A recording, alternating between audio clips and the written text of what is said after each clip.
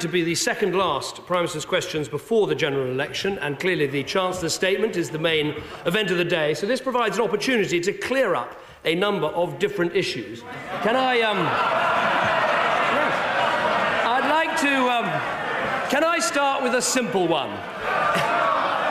It's budget day, it is budget day, and there's a picket line outside the Treasury. So will the Prime Minister confirm that on this occasion he'd like people to cross it and go to work?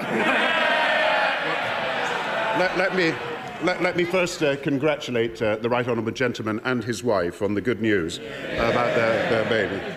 And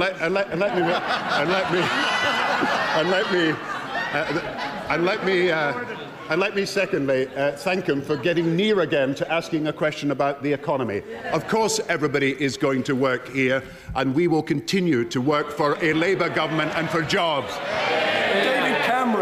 I'm very grateful to the Prime Minister for his congratulations. I've had lots of texts and messages from many honourable members, most people focusing on how you find the time for these things, but I'm very grateful nonetheless. Very interesting answer from the Prime Minister. Last week he wouldn't give any support to British Airways workers, but apparently the First Lord of the Treasury is content for his own workforce to go to work. Now, one of the things, in this spirit of clearing up a few issues, one of the things the Treasury are working on concerns the Prime Minister's disastrous decision to sell gold at rock-bottom prices. Labour MPs are pointing at the Conservatives. £6 billion. The Treasury has now lost its 4-year battle against the Information Commissioner to keep the information about this decision secret.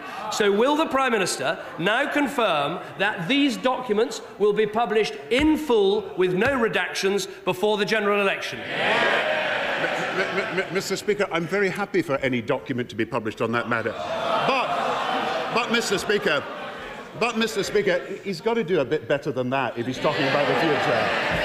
I mean, relapsing into these issues, let me just remind him that we have taken people out of unemployment and into work, that we've helped thousands of small businesses, that we've been helping people against the loss of their homes. The Conservatives have got nothing to say about the present and the future. It's about time he started to think about the policies that work for the future.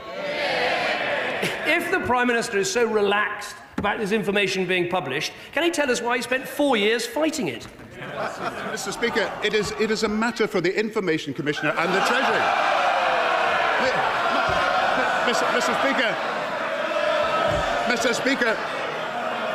Mr. Speaker, I am happy if the Information Commissioner wishes to publish documents, but I have to say to him, is he going to come forward with any serious policy about the future of this country? Has he got anything serious to offer this country for the future? Has he got anything to say to the unemployed of this country, or to mortgage holders, or to the businesses? The person who will be talking about the future is the Chancellor. The Shadow Chancellor's got nothing to offer. Really, that's it. The Treasury always wanted this information published, and it was only the Information Commissioner stopping them. Once again, this Prime Minister takes the whole country for fools. Let's try another one. The Information Commissioner has also ordered the Department for Work and Pensions to release information on the Prime Minister's disastrous raid on every pension fund in the country.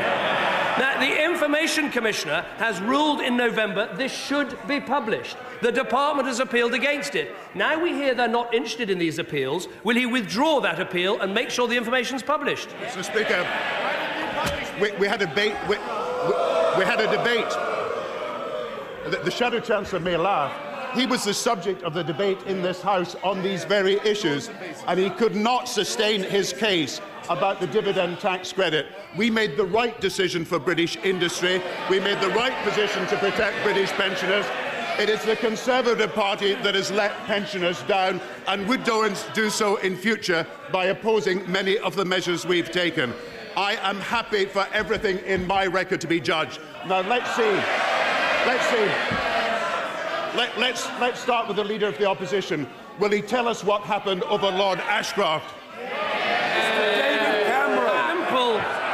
Simple question.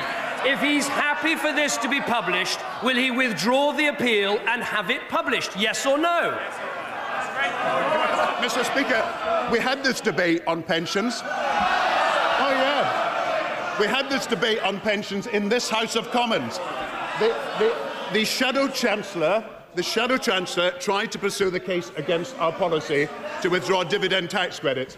He could not even make a sensible argument on that at the time. We won this debate on dividend tax credits because our policy was the right policy, and it continues to be so. Mr. David Cameron. On the second last questions, we've just had what we've had all along from this Prime Minister. No answers, endless cover-ups, not giving